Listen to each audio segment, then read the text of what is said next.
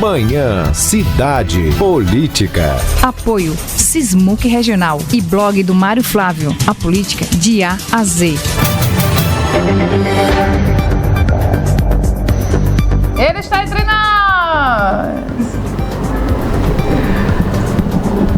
Mário Flávio. Muito bem. Bom dia, Mário Flávio. Bom dia, Renata. Bom dia, nosso ouvinte. Pois é, vamos falar de política aqui, né? Vamos. Conta tudo. Olha, Renata, tem um estressezinho rolando no PP, porque o partido declarou que era, na verdade, uma vereadora, né? A Michelle Collins, que foi candidata a deputada federal pelo partido, que é a esposa do pastor Clayton Collins, que é deputado estadual. Ela é vereadora do Recife. Ela ontem emitiu uma nota dizendo que, a partir de ontem, ela não mais fazia parte da base do governo de João Campos, prefeito do Recife. Era da bancada independente. Adoro bancadas independentes. Isso. E aí, quando foi um pouco tempo depois que ela soltou essa informação, aí o PP emitiu uma nota dizendo que ia avaliar a posição como um todo, porque ficou aquela dúvida, é só Michelle Collins ou todos da bancada do PP vão virar independentes? Porque é uma situação curiosa. O PP, ele é situação do governo de Raquel e ao mesmo tempo situação do governo de João Campos.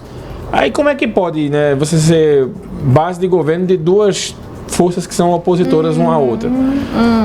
E é um partido tão confuso que na eleição para presidente, né, o PP estava com Bolsonaro.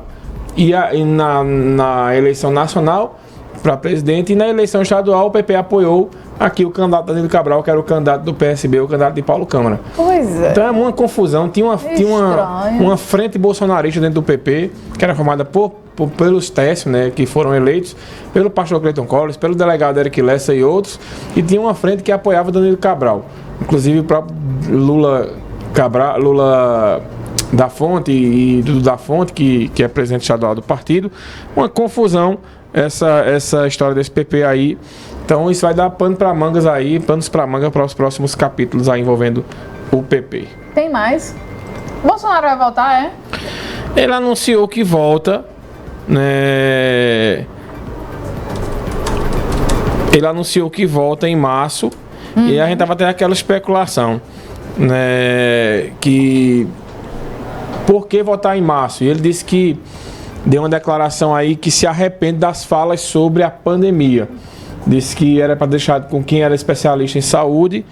E aquela avaliação, né, Renata, que todo mundo faz, que ele falou muita besteira na pandemia. Tardia, né? E agora viu, né, o quão prejuízo aquelas falas para ele causaram, né? Apesar dele ter comprado as vacinas e tal, mas... Para ele, Mário, para ele, né, porque foi usado, claro, com muita inteligência pelos seus opositores. E o pior não é nem isso. O pior foi a quantidade de negacionista, né, que não tomou vacina, que não deu vacina para os filhos, que ainda acredita que um monte de abobrinha, de fake news por causa disso.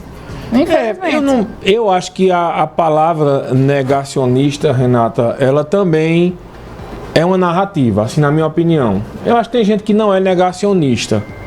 Acho que tem gente que as vacinas foram muito rápidas e, por exemplo, veja, essas pessoas que morreram aqui essa semana do futebol amador, né? Muita gente fica atribuindo, mas fulano é muito infarto, fulano que tomou vacina. Eu acho que recebeu uma mensagem do tipo. Eu acho que não tem nada a ver uma coisa com a outra. É disso que eu tô falando. Não, mas eu tô falando só da questão do uso da palavra negacionista, que eu acho que foi muito usada pela oposição. Né? Eu acho que muitas vezes não é uma questão... Teve muita gente que não acreditava na pandemia, que dizia que as pessoas estavam morrendo de outra coisa e dizia que era de Covid. É isso, teve muita desinformação. Tem muita desinformação, teve muito uso político. A oposição, usando ou não, teve gente que negou, que disse que não existiu pandemia, que isso era invenção, isso era conversa. Que principalmente disse que os caixões estavam lacrados e os atestados de óbito não eram de Covid, era de outra doença. A quantidade de coisa que a gente escutou e ainda continua a gente morrendo de Covid.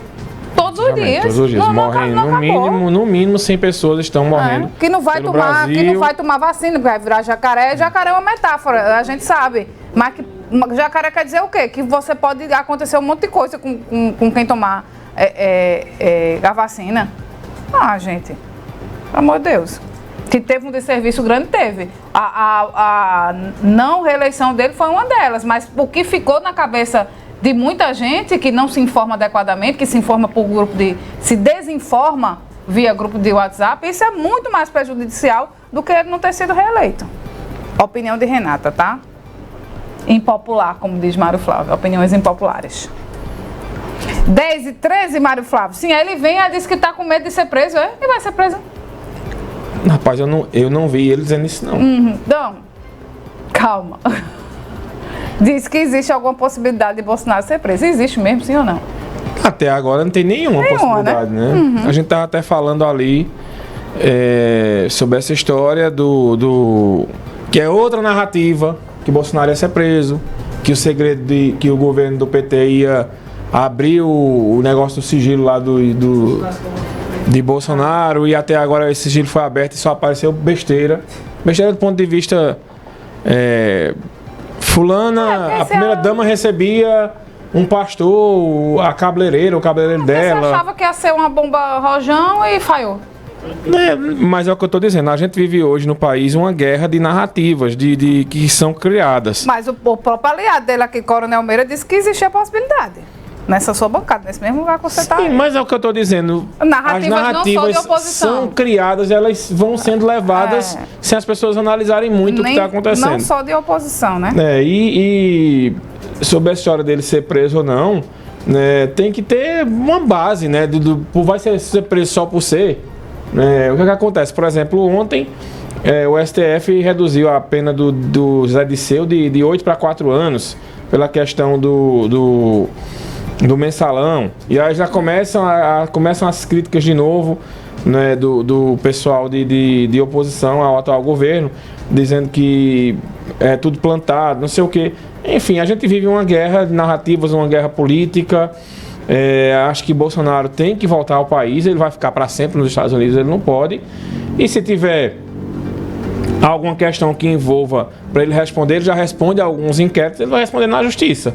Ele não dá para dizer, o Bolsonaro vai ser preso ou não vai ser preso, né? Até agora, quem esperava que o governo Lula abrisse a caixa de Pandora e de lá saísse, né, um monte de coisa errada, um mês e pouco de governo, até agora não apareceu. Ou então eles estão segurando para quando o Bolsonaro voltar, dizer, o monte de problema que tem.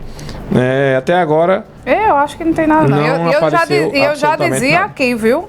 Quer dizer, olha, o Bolsonaro gosta de tirar onda também. Vocês vão ver quando eu abrir esse danado do sigilo, não vai ter nada. Dito e feito. Até o momento. Né? O cartão de vacinação dele.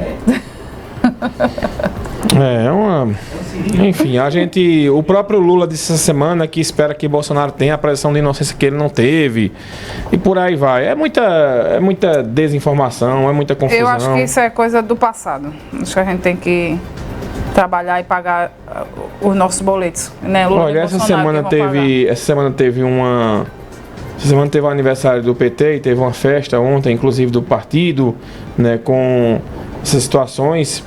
E o PT, então, eles estão se organizando já pensando na eleição do ano que vem. Ano que vem já tem eleição de novo. A gente já está em fevereiro, né, e já tem eleição de novo. Tem eleição para vereador e para prefeito. Eu acho que tanto o pessoal de Lula quanto Bolsonaro deve se organizar para o ano que vem e montar as prováveis candidaturas aí de que partidos. Hoje, falando da política estadual, o deputado federal Fernando Rodolfo deu uma entrevista muito dura, né, à Folha de Pernambuco, dizendo que se Raquel Lira não resolver a questão dos precatórios, ela vai cometer crime, né?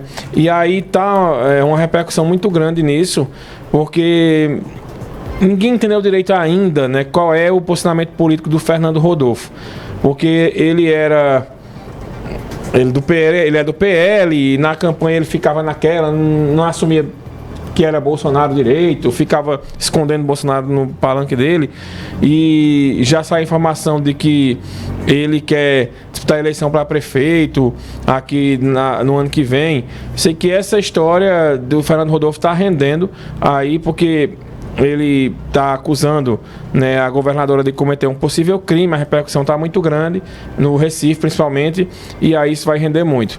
E outra questão para a gente encerrar aqui, para abrir para os ouvintes mandarem mensagem, é que o pastor Júnior Tessi, né, bolsonarista, deputado estadual, foi eleito. Agora ele pediu segurança pessoal à Assembleia Legislativa, porque ele disse que se sente ameaçado. Então você veja como está o clima, né, na política estadual. Não é nada do nacional, não, é na política estadual. Então é uma guerra política, é uma guerra de narrativas, é uma guerra que a gente vai vendo que a cada dia só piora. E eu não sei onde isso vai parar, não, sinceramente, viu, Renato? É uma confusão danada. Cada um acusando o outro, e a gente vai percebendo que o tempo vai passando e as coisas elas não mudam, né? A verdade é essa. Muito bem. 10h19, WhatsApp Cidade. WhatsApp Cidade 9987099.7. Apoio Rockball, o boliche de Caruaru.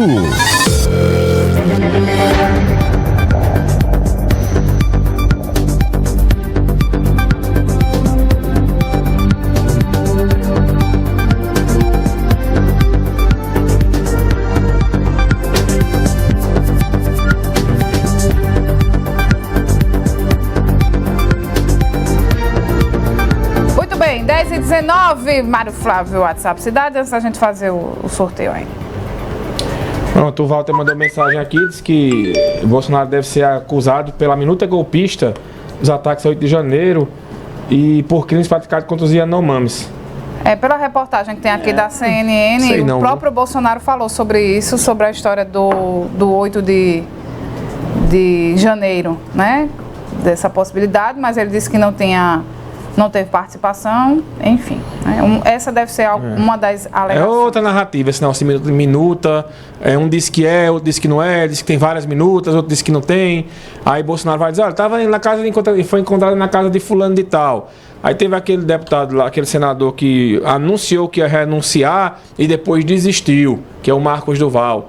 Disse que Bolsonaro tentou convencer ele a dar um golpe. Aí no mesmo dia ele disse, não disse isso não.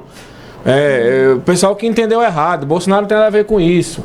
E fica essa confusão. Essa história de que ele vai voltar e que sabe dessa possibilidade, que pode haver esse risco, né, de ser preso, foi em entrevista ao jornal norte-americano, deixa eu ver o nome do jornal aqui, do The Wall Street Journal, tá? E tem aqui a repercussão no site da CNN. Ele fala sobre isso, nega a questão de ter sido, né, quem comandou lá os protestos do dia 8 de janeiro, e nessa mesma entrevista ele trouxe essa informação que o Mário Flávio deu sobre o arrependimento da forma como se posicionou em alguns momentos durante a pandemia da Covid-19, entre elas a questão da gripezinha e resfriadinho e da história de que não sou coveiro ao ser questionado sobre as mortes causadas pela Covid-19. Algumas das abobrinhas que ele falou, né? Falas péssimas, né? Que ele ia naquela empolgação de dar fora. E nos jornalistas, né? E toda vez que ele falava isso, quem aplaudia ele ficava em êxtase, vibrando, enfim, falava para o público dele, né? Vamos fazer o sorteio, Mário Flávio? Vamos. Primeiro é o quê? Do ingresso. Ingresso dos cinemas? Dos cinemas de Caruaru, Centerplex ou Planet. Vai assistir um filmezinho, não vai viajar no carnaval, vai assistir um filmezinho, pronto, a Rádio Cidade te leva pro cinema, tá? Pronto, então sorteio aí, número 9. 9. O Yuri Aragão. Olha aí, dissesse que não ganhava nada, bicho. Yuri Aragão? Yuri com Piscilone, viu? Deixa eu botar aqui no nosso site. E vamos agora saber quem vai ganhar. São 2 sorteios, tá? De Nevinha, tá? É uma super toalha. Deixa eu trazer as descrições dela aqui, porque não é uma toalha simples não, minha gente. Não é não. É uma toalha arretada. Com toque aveludado, fio penteado e 100% algodão. Não é daquela que a gente passa e arranca o couro, não. E não seca. Vamos lá, vamos saber quem é o vencedor. A primeira. São duas, né? São duas. Número 6 aqui, tá? Vamos lá, número 6. Quem é? Janaia. Janailton, né? Isso. Janailton Janaia. Quem é o outro? Vamos lá. Opa. Sorteando aqui. Número 4. Ué, bem pertinho. Quem é? Ó, é Maria Eduarda dos Santos. Maria Eduarda dos Santos. Vocês acabam de ganhar um presentaço de Nevinha, tá? A produção vai entrar em contato direitinho com vocês para orientar como é que vocês pegam esse presentinho. 10 horas e 23 minutos, vamos para o intervalo. Daqui a pouco a gente volta com mais Minha Cidade. Lembrando, Mário, 11 horas, Cidade... Entrevista, né? Hoje com o novo presidente do Diretório Acadêmico de Direito de Caruaru, da SES, né? O PV Calado. Muito bem. Daqui a pouco a gente volta com mais Minha Cidade.